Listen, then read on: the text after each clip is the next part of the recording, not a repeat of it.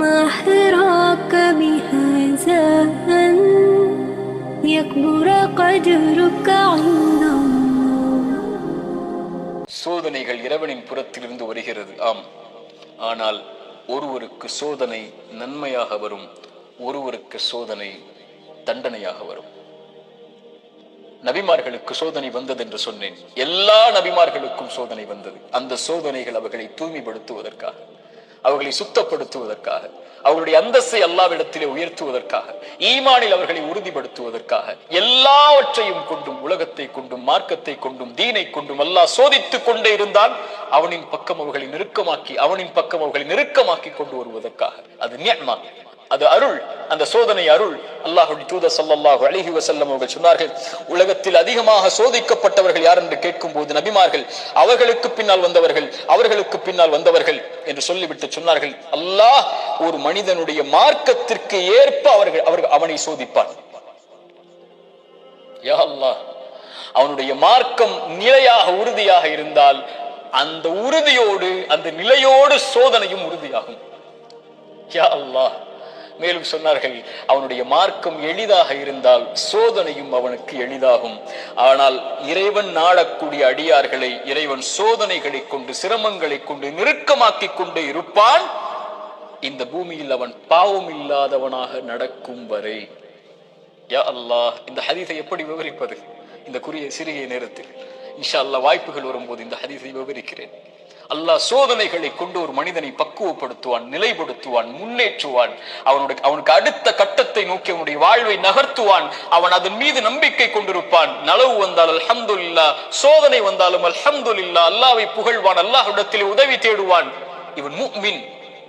ஆனால் பாவி, இறைவன் சோதனையை கொடுத்தால் அல்லாஹ்வை விட்டு விலகுவான், சோதனையை கொடுத்தால் பாவங்களை நோக்கி செல்லுவான், சோதனையை கொடுத்தால் இறைவனை மறந்து விடுவான். அது நலவின் சோதனையாக இருந்தாலும் பாவத்தின் சோதனையாக இருந்தாலும். இந்த குர்ஆனின் எச்சரிக்கை மிக்க இந்த வசனத்தை கேளுங்கள். ஃபலம்மா நஸூ மா ذுக்கிரு பிஹி, எம் நினைவை விட்டு நீங்கள் மறந்து வாழும் போது, ஃபதஹ்னா அலைஹிம் அப்வாப குல்லி ஷை, வானத்தின் கதவுகள் எல்லாம் திறக்கப்படும், என்ன வேண்டுமோ கிடைக்கும். ஹத்தா இதா ஃபரிஹு மா ஊது, அல்லாஹ் கொடுத்ததை கொண்டு அவர்கள் நிம்மதியோடு வாழ்ந்து கொண்டிருக்கும் போது, அது சோதனை என்று அறியாத அந்த பாவிகளுக்கு அஹத்னாஹும் பக்ததன், திடீரென்று அல்லாஹ் பிடித்து அவர்களை நஷ்டவாளிகளாக மாற்றி விடுவார். அல்லாஹ்வின் தூதர் ஸல்லல்லாஹு அலைஹி வஸல்லம் சொன்னார்கள், அடியானுக்கு அல்லாஹ் ஒரு சோதனையை இந்த உலகத்திலே விரைவுபடுத்துகிறான் என்றால் அவனுக்கு அல்லாஹ் ரப்புல் ஆலமீன் நலவை நாடுகிறான். அல்லாஹ் அவனுக்கு சோதனையை தாமதப்படுத்துகிறான் என்றால் பாவங்களின் காரணமாக நாளை மறுமையில் அவனுக்கு அல்லாஹ் ரப்புல் ஆலமீன் அதை கொடுப்பதற்கு அல்லாஹ் காத்திருக்கிறான். தீயதாக நல்லவருக்கு சோதனையை உலகத்திலேயே கொடுத்து அல்லாஹ் அவனை நெருக்கமாக்கி விடுவான். பாவியை விடுவான் அல்லது பிடிப்பான். பிடித்தாலும் விட்டாலும் அவன் அழிவது நிச்சயம். அல்லாஹ் ரப்புல் ஆலமீன் அப்படிப்பட்ட பாவங்களை விட்டு அல்லாஹ் எம்மை பாதுகாப்பானாக. நல்லவர்களுக்கு சோதனை அருள். அவர்கள் அனுபவிக்கக்கூடிய ஒவ்வொரு கண்ணீர் துளிக்கும், ஒவ்வொரு சிரமத்திற்கும், ஒவ்வொரு கவலைக்கும், ஒவ்வொரு துக்கத்திற்கும், ஒவ்வொரு அழைப்பிற்கும், அவர் காலில் ஒரு முள் தைத்தால் கூட அவர் படக்கூடிய இன்னலுக்கும் அல்லாஹ் பாவங்களை அழித்துக் கொண்டே இருப்பான்.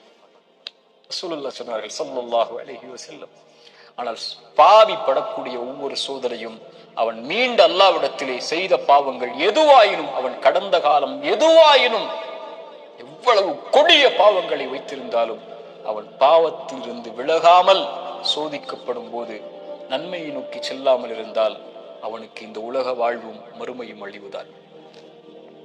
சோதிக்கப்பட்டால் உள்ளத்திடம் கேளுங்கள், நன்மையில் இருக்கிறாயா, பாவத்தில் இருக்கிறாயா?